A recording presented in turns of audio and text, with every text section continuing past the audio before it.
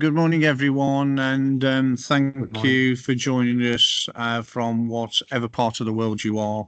If you want to put in the chat room where you're from, we spoke to John earlier, who's joining us from Uganda. So welcome, John. But yeah, if you could just put in the chat room where you're from, that's really helpful. Just give us a track it, make sure everyone's attending and give them the opportunity.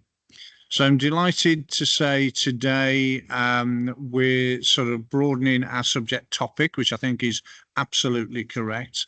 And we've got, I'm going to say, an award-winning senior lecturer with us now, because Anthony earlier this week was presented with an award for his contribution to teaching and the sort of knowledge and experience he gives to students. So delighted and proud of that for him.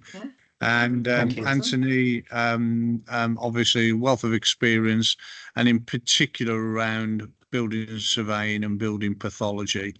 So delighted to have Anthony here. I think the format for today is probably Anthony will go through his presentation. Then, if you've got any questions, if you can keep those to the end, or just pop them in the chat room, then Suzanne will go through those questions with Anthony. This may be part one of part two presentation. So we'll see how we progress from there. But delighted to welcome Anthony. And as and when you're ready, Anthony, we look forward to hearing your presentation. Thank you. Okay, thank you, Dr. Hampton, for that introduction and embarrassing me over my award. But thank you very much for those kind words. So hello everyone. Good morning, good afternoon, or good evening, wherever you are in the world. Thank you for joining this Thursday club. I have been a QS in a previous life. But my heart and passion really does lie, as Dr. Hampton alluded to, in building pathology. And my expertise lies particularly with heritage conservation of buildings. And that is partly the subject of what we're going to be looking at today. Timber particularly, stone another time perhaps, but we're going to be looking at creepy crawlies and other nasties, which doesn't matter where in the world you come from, you will come across similar sort of problems with buildings, particularly older buildings that have perhaps had a lack of maintenance or been neglected over a period of time. General consensus is that water and buildings do not go well together, and particularly timber and water, when it's used in structural situations, is certainly not a good combination. And we're going to light touch, hopefully, on these over the next half an hour or so. I've got quite a few slides here. I'm not going to go through every one and read them verbatim, but I've prepared them so that if any of you want a takeaway from the end of this session, you're welcome to have them. I've got a few little props here with me, which hopefully will put things into context for you as well as the problems and the angst that building surveyors throughout the world have. And as quantity surveyors, perhaps you will understand why sometimes they are unexpected costs that come along after a job has been started. And I know that is obviously an area of concern for you guys to manage. So without further ado, let's move on to this. So essentially, today we're going to look at moisture mayhem, the unseen invaders today, particularly of timber. So welcome to the wild world of moisture penetration. Okay, and here's a couple of examples of things that you wouldn't particularly on the left want growing through floorboards of your property or a client's property. And the picture on the right shows you what is essentially guano, and that is also extremely problematic to buildings, particularly civic buildings throughout the world, but we'll park that one for the time being. So the main things that we're going to be looking at today are mold and fungal growth. What a delightful subject that is. They're unwanted house guests, and they turn your cozy corners into little science experiments, like the picture I showed you earlier. We're going to look at infestations of insects, so little tiny tenants that you don't really want in your house, and this can be their eggs, their larvae, beetles. They're all moving into properties and they're getting it rent free, which is something that we definitely don't want. And next time round, as I said, perhaps we'll be looking at nature's other nasty surprises in terms of guano, etc. So to put this into context for you, something that we all take for granted, things like this. We have furniture made of it. We have buildings made of it. There's lots of different species, but we all know what this is. It's a piece of timber, piece of wood. Some of you might regard this as lumber, but we take it for granted. But what is it, and why is it that it can be problematic when we add water to that, and it's so attractive to our little tiny tenants throughout the world? So we've used it in construction throughout the world for thousands of years. It's only significant status buildings that we have the remnants of now from timber, because earlier buildings were earthbound and they tended to rot because it's an organic material.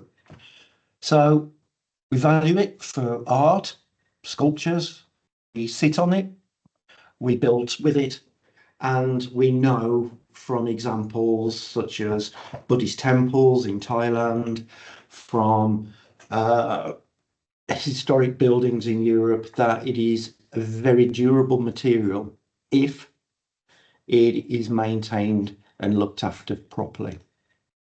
Okay, so what is it?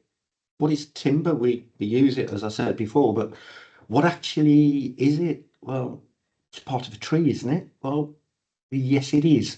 But let me just give you a little bit of the biology of it, and that will help put into context the problems that it attracts. It's a victim of its own success, really. So the actual definition of timber, not that many people use it, is xylem. And timber is referred to from the time that tree falls over until the time you nail it to a joist and it becomes a floorboard, or it becomes another structural component within a building. So it's that stage of it that it starts to be referred to as timber. And as I said earlier, we've been using it for thousands of years. And here's a couple of examples of tree felling forestry, which is from the Bayeux Tapestry of 1066 with the Norman invasion of Britain. And it tells a story of how trees were felled to make the boats for the invasion to occur. The picture on the right is a picture of a carpenter, and it's from a book which gives you the old carpentry skills from the medieval period. So there's your evidence that it's a long and respected profession. And in actual fact, we have one of the guests here today who's also an expert carpenter from a previous life as well, John Reynolds.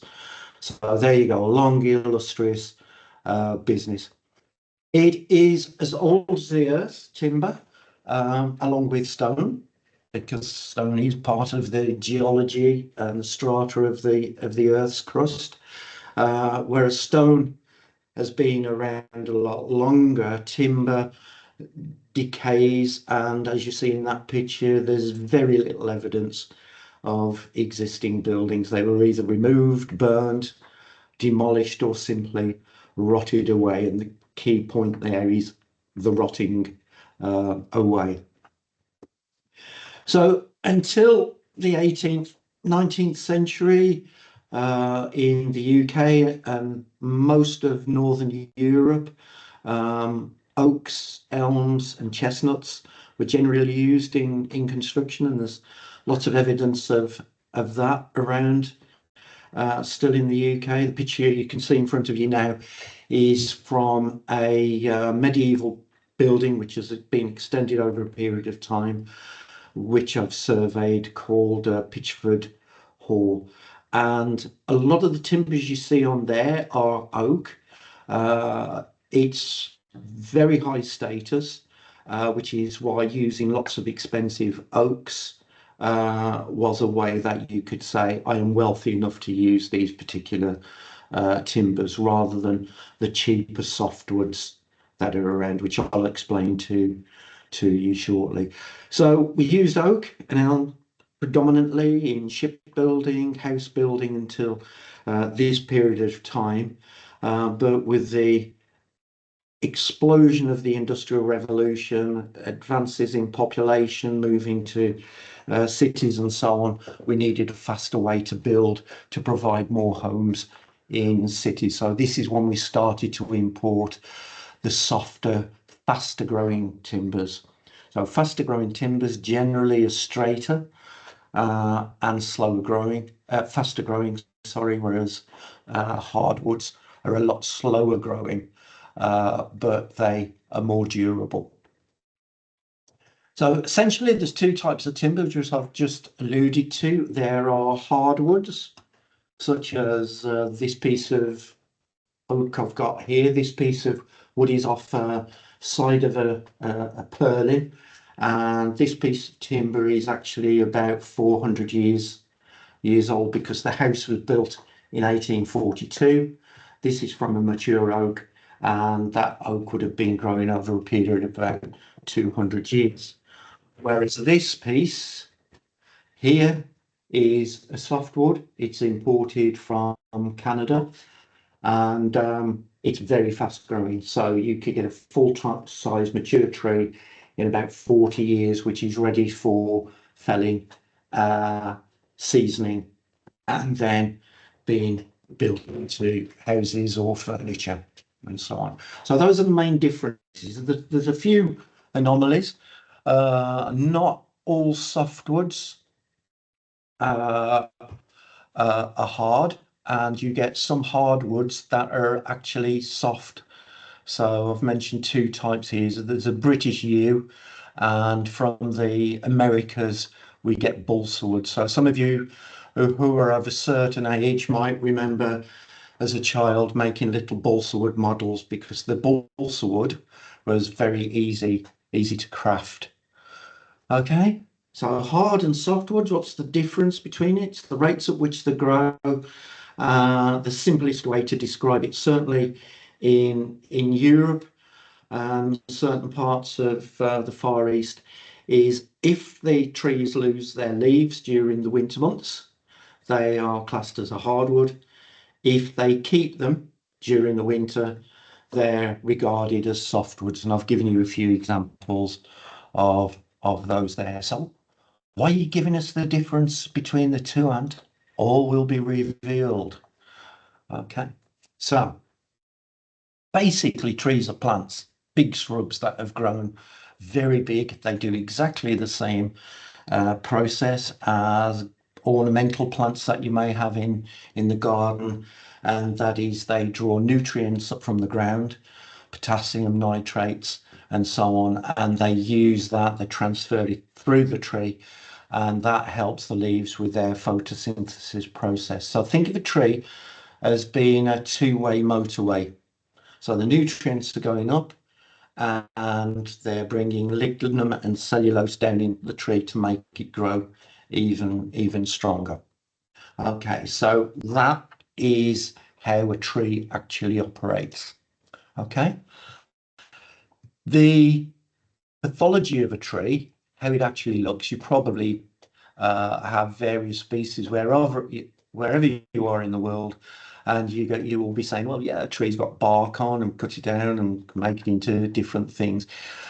But if you look in a little bit more detail, a little more forensically, you can see that it's made up of a number of different layers. And the two key areas that we are looking at in the construction industry, and as QSs you want us to try and design out in any repair works, is the use of the timber around this area here.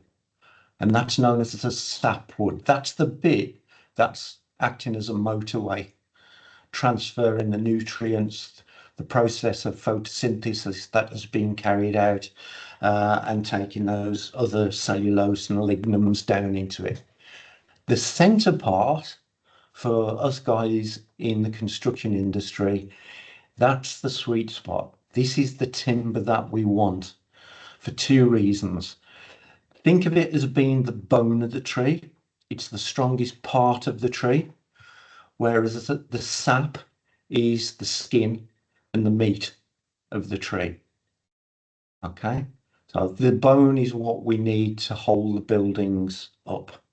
So when we cut a tree, we're very careful in the parts in which we use, or we should be, otherwise we can invite those nasties to be engaging in a feast on that wood. So two distinct areas there which look something like this here. So here is the heartwood, the bone of the tree. You can see where it's been sliced. This outer part here, which is slightly lighter here and there, is the sapwood.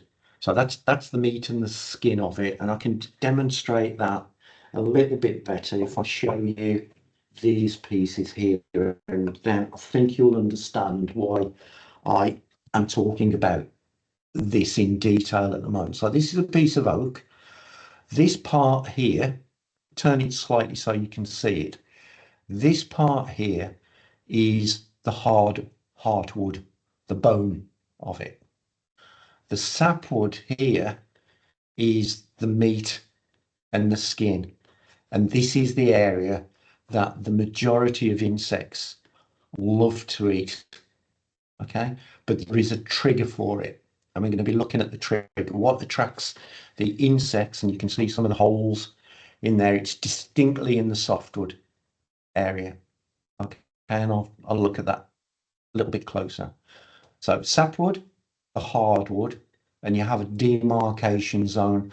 As that sapwood gets older, as the tree gets bigger, that starts to harden. And you can use that demarcation and transition zone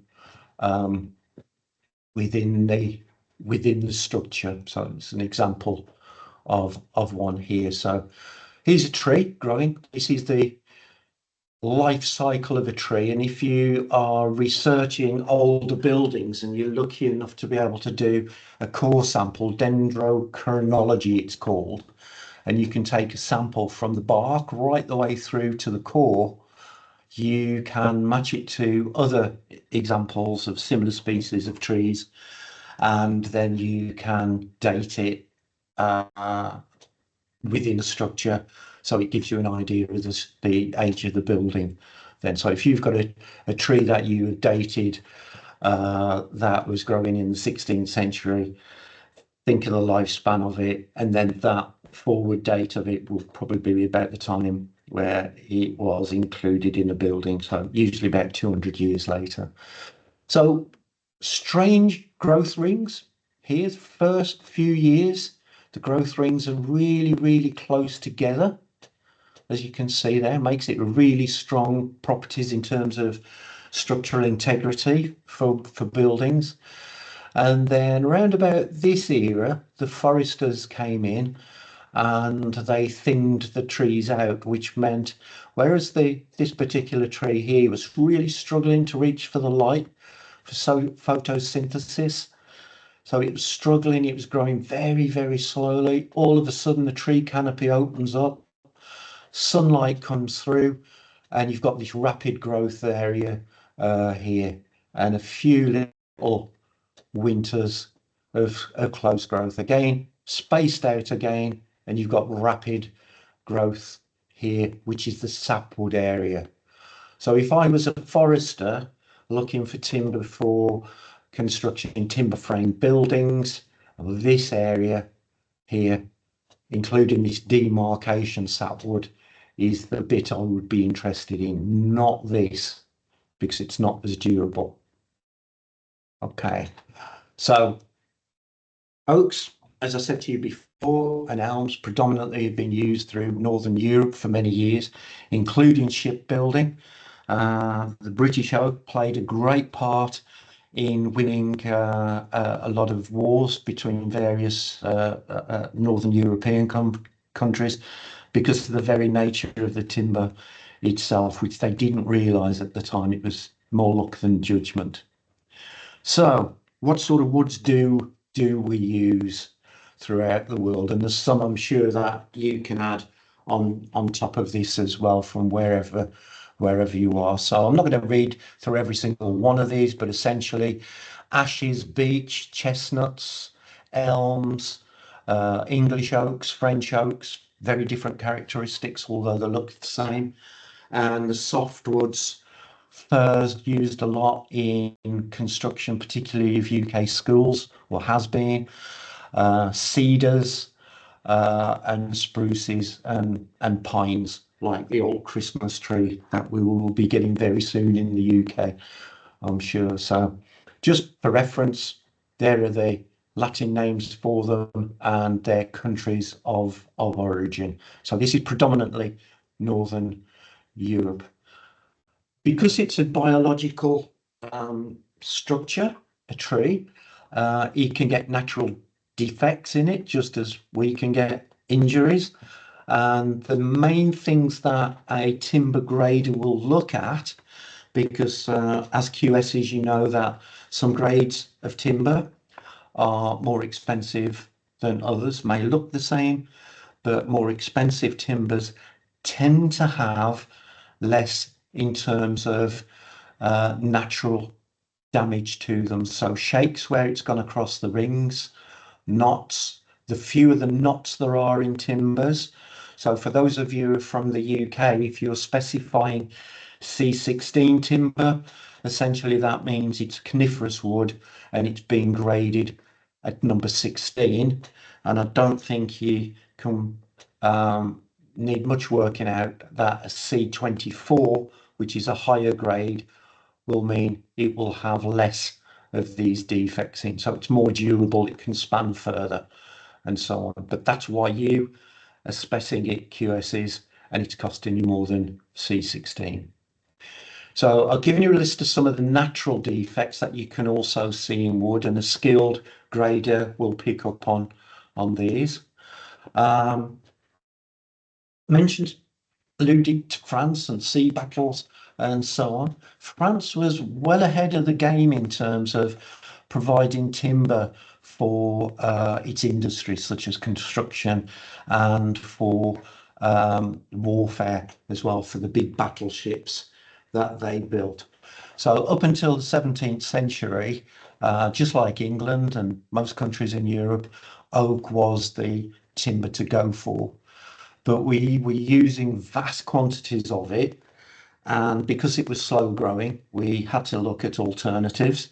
And the French came up with the idea of enclosing a lot of their common lands, much to the chagrin of their population.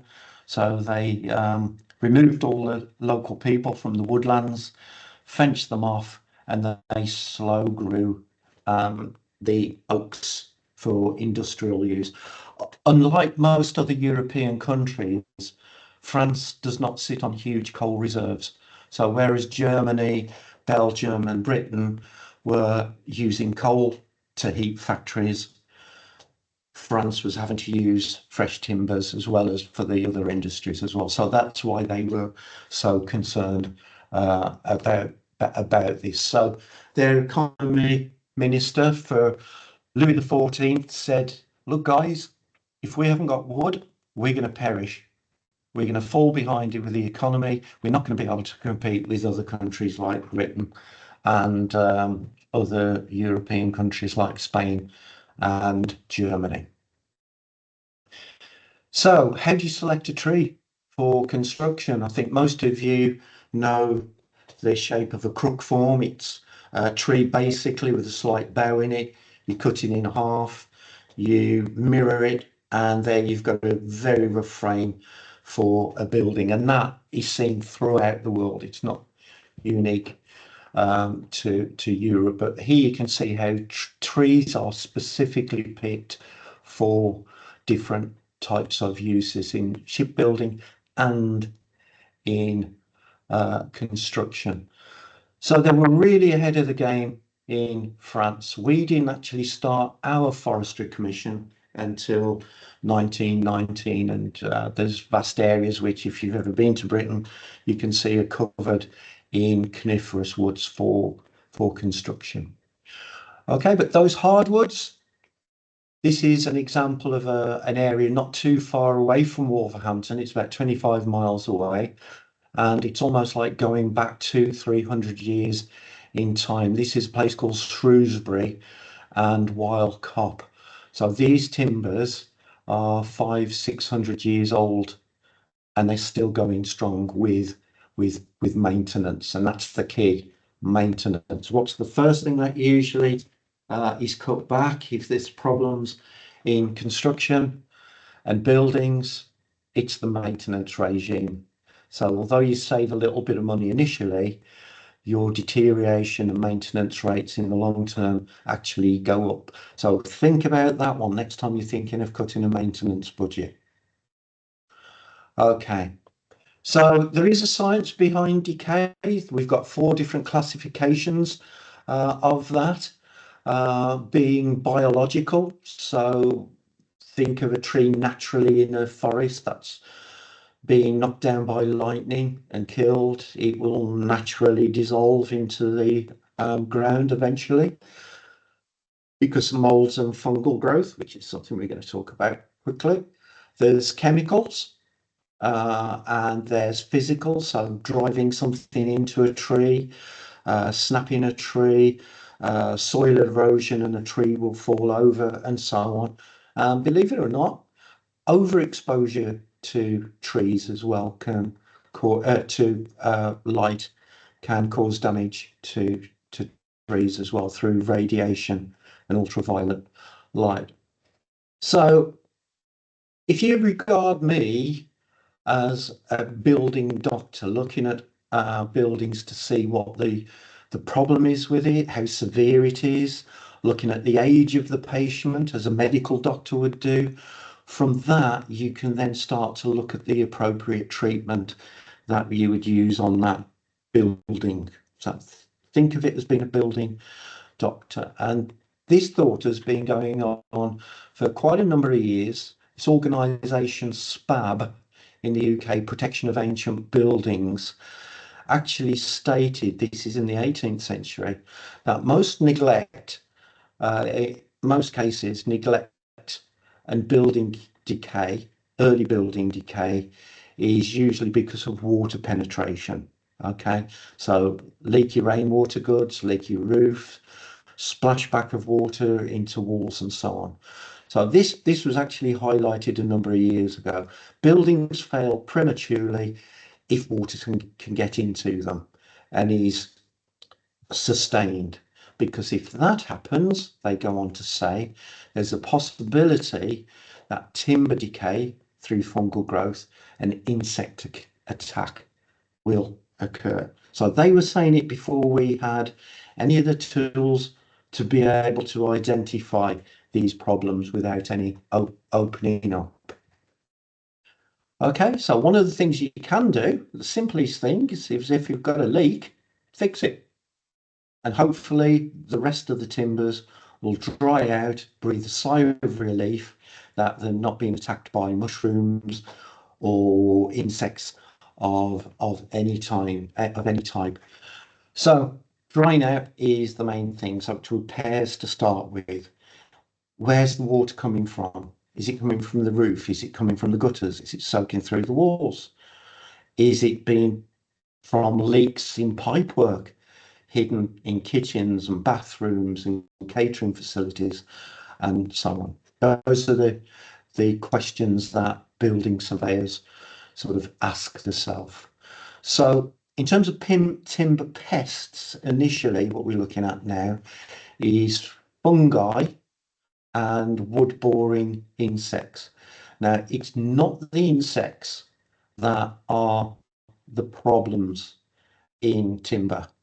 It's their eggs and the beetles, and I'll allude to that.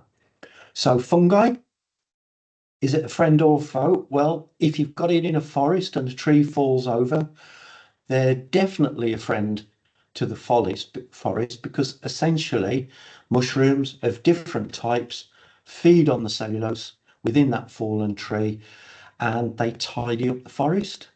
It's also part of a really good ecological circle in terms of as they start to digest the timber with enzymes, that releases scents that attracts insects to lay their eggs in the timber, that then feed on the cellulose within the timber's sap areas. And it's a ground in which they can then pupate, fly off, and the whole life cycle of the particular beetle starts again. So after 100 years or so, possibly less if it's softwood, a tree, a mighty tree that may have fell, has disappeared. It's fed fungal growth, it's fed insects and small animals and flora and fauna. Okay, and that's great. That's exactly what we want fungus to do. But we don't want them eating your house or our clients' houses. So there you go. Great in a forest. Here you go. Why are mushrooms good company? Because they're fun guys to be with. Okay. This is not a fun guy. Okay. So essentially, if you have problems with damp underneath floors and it's doesn't get much daylight, it will propagate certain types of molds, which attract spores from fungus, which will then attract insects into your homes. These here, these white fungi, this is actually a type of shiitake mushroom, which you can eat. However, I do not recommend any of you picking mushrooms up and just eating them willy-nilly. Some are very, very poisonous and at best will make you very ill. At worst, they can actually kill you. Okay, so don't get eating any if you're unsure what they are. So prevention is better than cure.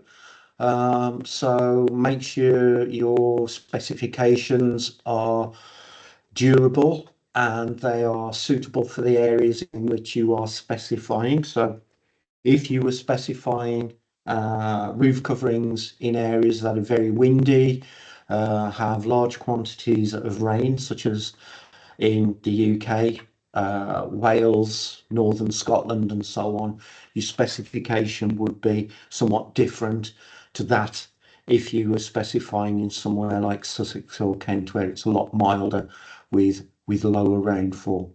So you can design out problems through your specification using the appropriate materials and skills to do that. And also during the construction process, design out and ventilate areas to avoid things like this. So these are photographs of a building from the 1950s, 60s, so not that old. But because this area has very little in the way of airflow and the ground underneath it is moist, the process of mold growth starts on it because it's organic material, the timbers, it's a softwood, and then it will turn into fungal growth on top of that. And this particular one, although it's a white rot, looks like a white rot, it's commonly known as wet rot. Okay, so if you tap it, it is actually squashy when it has a fungal growth on it. Dry it out. It doesn't look particularly nice. It has a cuboidal pattern on, which I will show you. But again, if the damage by the fungal growth isn't too great, well, then you can salvage it. If it's too far rotted, replace it. You can also help stop the rot from insects, believe it or not, using acorns. This might seem a really bizarre fix, but if you've got only a small infestation, and you know that through flight holes, such as this in timbers, if you put acorns near to the timbers, a lot of insects love the smell of this and they will move home. So they'll move from a joist and they'll go and nibble away and pupate and do their business here rather than in your expensive floor joist. If it's on a large scale though, more intervention is definitely required. So quickly moving on, we have a number of different fungi which love our timbers. We've got brown rots, so they break down timber, white rots, soft rot stains just surface and they don't look very nice. But some of the molds can actually neutralize some of the natural defense mechanisms that timbers have against bigger fungi as well. So the main two are brown and white rots that we are looking at. The good thing is, in Northern Europe, there is only one particular type of brown rot here called Serpula lacryman, which is a bit of a mouthful to say. This is the worst type of rot that you can get. It can actually grow through walls in terms of looking for food sources, moisture sources. There's lots of wet rots, and the most common one is Cornifolia putinana. You haven't got to remember that one, just regard it as a wet rot. The problem is, at certain stages, they can look very similar. So here you've got a dry rot, which is turning it into a mature growth here. It will eventually go leathery here, and then it will release more spores. A softwood with wet rot underneath it, it softens it if there's enough wood there, so there could be a leak above here, and that would need to be replaced. But I did say they can look very similar if you remove the water source from it. When you remove the water source, it can look something like that. Can you see the cuboidal patterning in that? So this has been fixed into a wall, water's got into it, and it's rotted away. On the surface, you'd think, well, that piece of wood is no good. But if you turn it round that way and that way, you'll see this piece of oak. It's only surface problem with it. It's also had wood boring within it here. So because this area is the sapwood and it's soft, the insects have laid their eggs, they've hatched, and here is the evidence that those insects just wanted to, or the larvae just wanted to munch away at that soft wood there. And there's another example of a piece of oak. That's the surface of it, split. But as you cut through, there's the demarcation zone here. And you can see that at some point, the creepy crawlies have been coming down here and gone, oh, no, we don't want to go down there. That's hardwood. Let's just stay up here, lads, and munch away. This area here is known as frass. Okay, essentially that's worm excrement, and that's telltale that there is worm there because you see it on the surface. It's like a yellowy powder. Okay, so one of the worst beetles we don't have termites in the UK, but we've got one that is a real monster of a beetle in terms of its appetite. It's not particularly big, but this one will eat softwood and it will eat hardwoods as well. It doesn't stay in the sap zone. So you could have a piece of timber that on the outside may look okay with one or two little flight holes, but inside it could be significantly damaged. So if you imagine this as a column supporting a floor, and it's like this inside, that would be seriously in danger of falling over, collapsing. So it needs to be identified.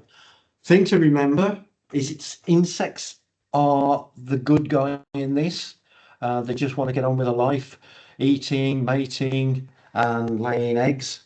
It's the beetle larvae that are the main issue, and when they gnaw their way out through the skin and emerge as a beetle.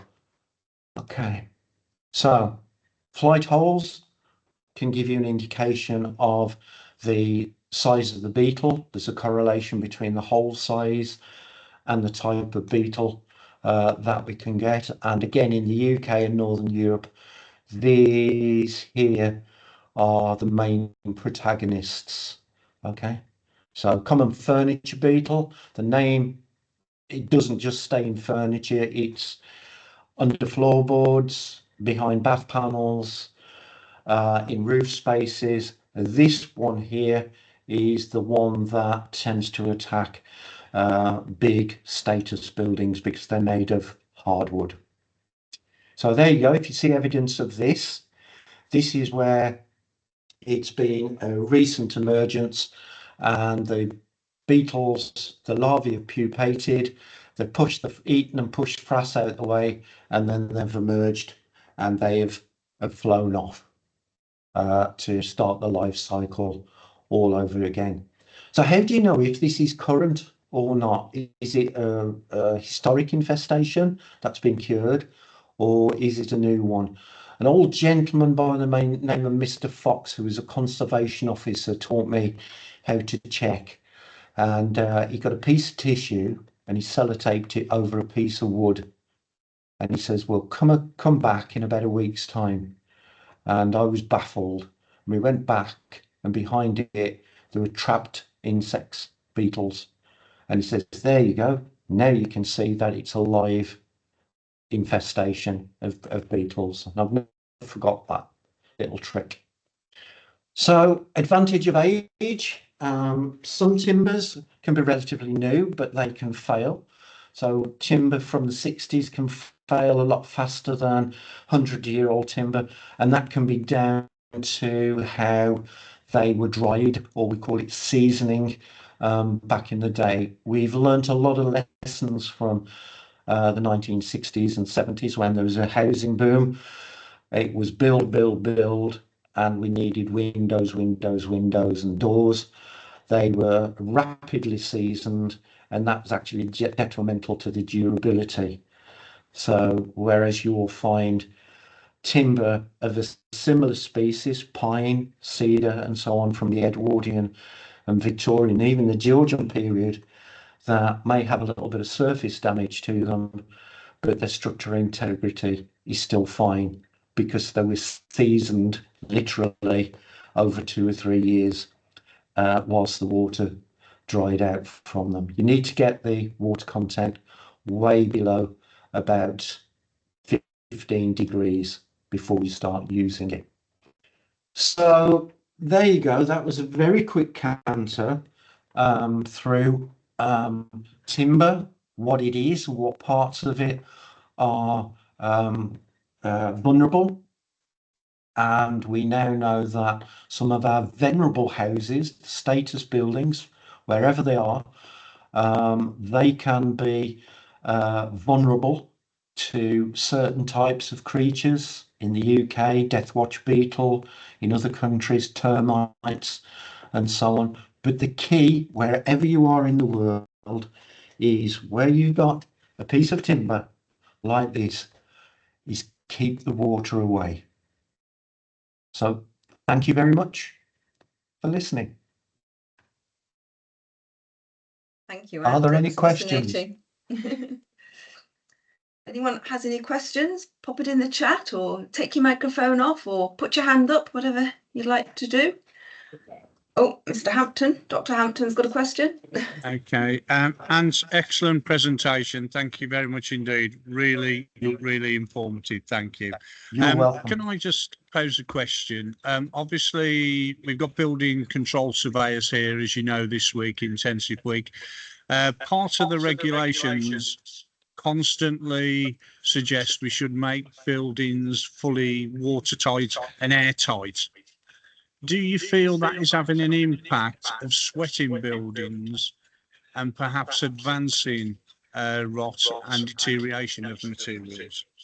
Dr. Hampton, it's very interesting you should raise that comment, because this is a conversation I had with building surveying students in their second year at level 5, some of whom are part-time students, as you know. And I said, here's the conundrum that we have in the UK. We have very good building regulations, and we have a wonderful set of documents called the approved documents, which help contractors and QSs and project managers how to actually use those building regulations. And one of the regulations we've got in the UK, folks, is one called Document F, and that is regarding ventilation and the importance of ventilation. One of the big areas of concern that we have with fungal growth and infestation is in homes where there is a lot of moisture through lifestyle. So understandably, people who are on limited incomes during the winter months in the UK can be very cold. You don't want to let the heat out because you've paid for it, but it becomes moisture laden through things like cooking, bathing, showering, drying clothes in the house as well. And that moisture needs to escape, otherwise the fabric of the building becomes damp. If the fabric of the building becomes damp, that then attracts mold growth. If you get mold growth, it attracts fungal growth, and I think you know the process now. It then attracts infestations. So on the one hand, we have a document that says ventilate, ventilate, ventilate. Conversely, we have a document called Document L, which is a huge tome of information relating to new build, to existing dwellings, to dwellings other than houses, so commercial buildings, industrial buildings, and so on. And that says insulate, insulate, insulate. So you have this dichotomy of one set of regulations that you're trying to, or guidance that you're trying to comply with, and another set of guidance that is saying virtually the opposite. Now, these guides tend to be written by experts in their particular field. So, for example, document B is about means of escape, fire control, and so on. So that's written by experts in that particular field. Energy conservation, energy conservationists. Ventilation, ventilation experts. So never the twain shall meet. Whereas I think if we could get these experts actually in the same room together and find out what are the crucial areas in which we need to ventilate, then I think we would be moving more in the right direction. Older buildings, by virtue of the way they were built, were naturally draftier because they had open chimneys, open ventilation. Where houses have chimneys now, they're either being blocked or they have cowls which stop fresh air getting into rooms as well. So we rely on trickle ventilation through window frames. So yes, Dr. Hampton, there is a bit of a dichotomy there where we've got two sets of guidance notes that are saying completely the opposite thing. Ventilate, ventilate, ventilate, insulate, insulate, insulate. And I think we need to get those experts together to find that common ground in the future.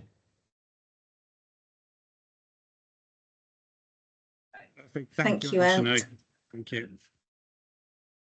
Does anyone else have any quick questions?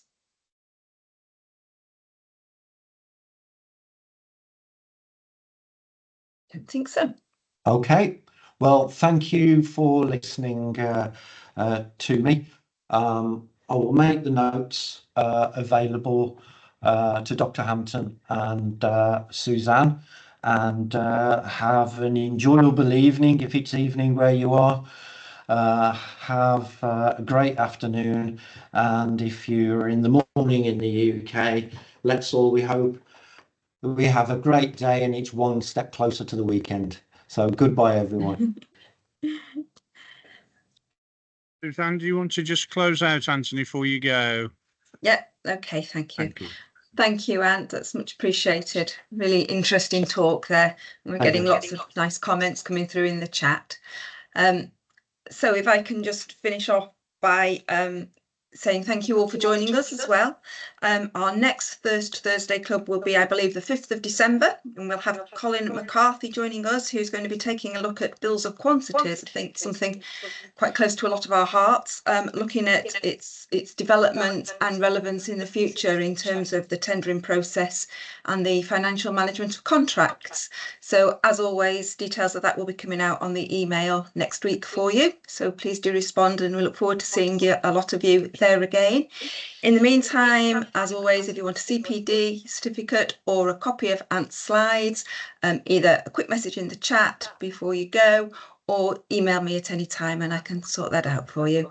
Okay, so thank you again, Anthony, and congratulations on your award. Thank you very much, Suzanne. Thank you. Despite your terrible jokes. Team effort. All right, okay.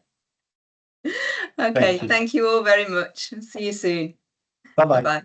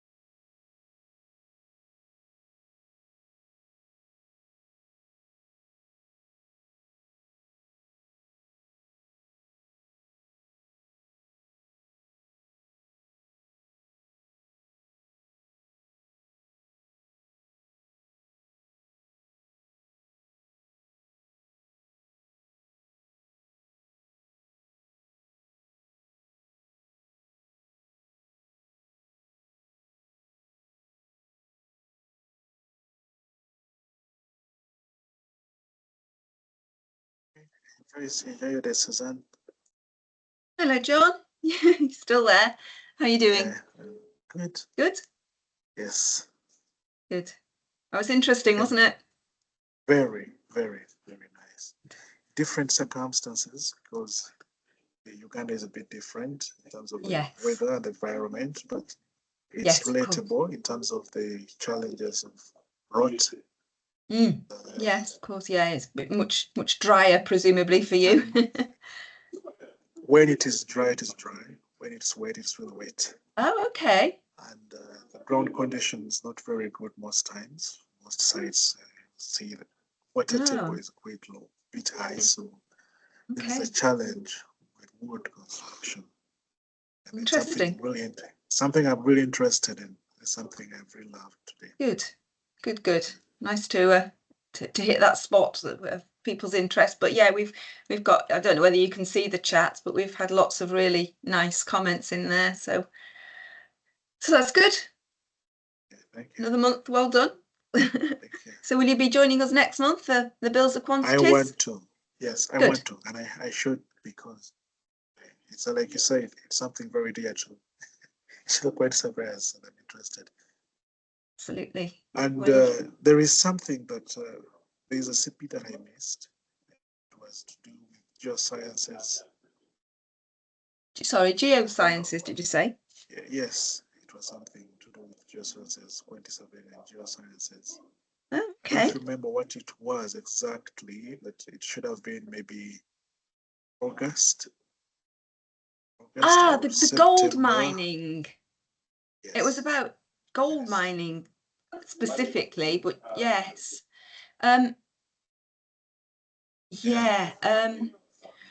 So I've tried to look up the recording. Yeah, Look up the recording on YouTube. I couldn't see it. Mostly we record them. Oh, I don't think I've stopped the recording on this one. Oh, sorry. No, that's my fault.